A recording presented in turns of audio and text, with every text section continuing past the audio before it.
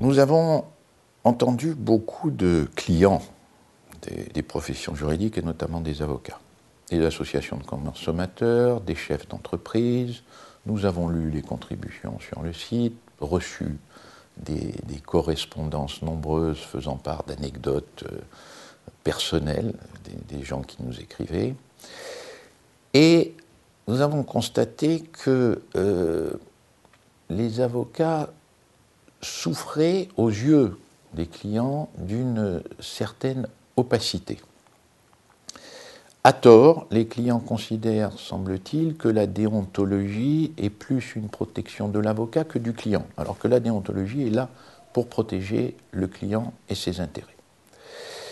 Deuxième opacité, les procédures disciplinaires.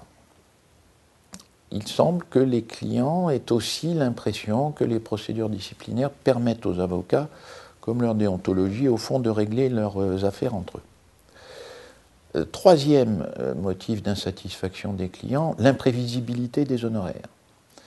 On a constaté au cours de ces éditions que les clients se plaignaient de ce que les honoraires d'avocats, pour eux, étaient imprévisibles et que donc, très souvent, ils hésitaient à se rendre chez l'avocat. C'est moins le montant des honoraires que le fait qu'au fond, il n'y a pas de devis et que les honoraires d'avocat tombent comme ça brutalement sur la tête du client sans qu'il ait été prévenu. Donc, nous faisons des recommandations sur tous ces sujets.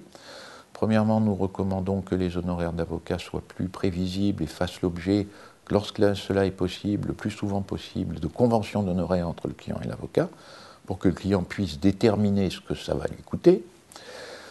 En ce qui concerne la discipline, pour rendre les choses plus transparentes, nous pensons indispensable que le plaignant qui s'estime victime d'un avocat soit plus associé à la procédure disciplinaire et qu'il puisse même assister à l'audience au cours de laquelle l'avocat sera jugé par ses pairs, et que les conseils de discipline, qui aujourd'hui ne sont constitués que par des avocats, comprennent en leur sein un juge.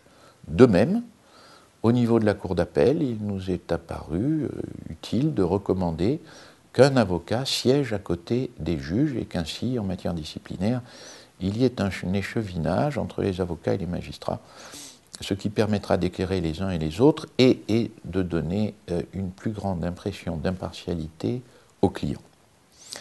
En ce qui concerne la gouvernance de la profession d'avocat, là aussi, comme dans beaucoup d'autres domaines, les avocats sont extrêmement divisés. Le CNB aujourd'hui a pris entièrement sa place dans le paysage, il représente la profession. Nous avons entendu un certain nombre de critiques sur le CNB, notamment sur le mode d'élection des membres du CNB, mais il ne nous est pas apparu opportun, alors que vraiment en peu d'années le CNB s'est imposé, de remettre en cause cette institution d'une manière ou d'une autre. À l'autre extrémité, si l'on veut, de la gouvernance, du périmètre de la gouvernance, les conseils de l'ordre. Certains avocats plaidaient en faveur de la suppression des conseils de l'ordre. Nous avons rejeté cette idée, considérant que les conseils de l'ordre locaux avaient une légitimité irremplaçable. Les membres des conseils de l'ordre et les bâtonniers sont élus par les avocats de leur tableau. Ils représentent les avocats auprès des pouvoirs publics et de la magistrature.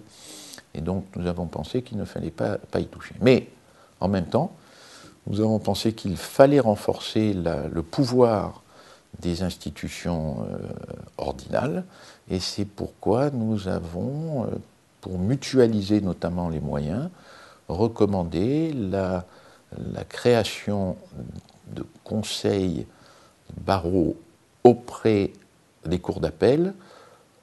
Ça correspondra en gros, il faudra ensuite au cas par cas sans doute régler ça, mais qu'il y ait un conseil au niveau régional qui pourra mutualiser les moyens financiers, disciplinaires et également en matière de formation, que l'éparpillement des conseils de l'ordre ne leur permet pas de mettre en œuvre.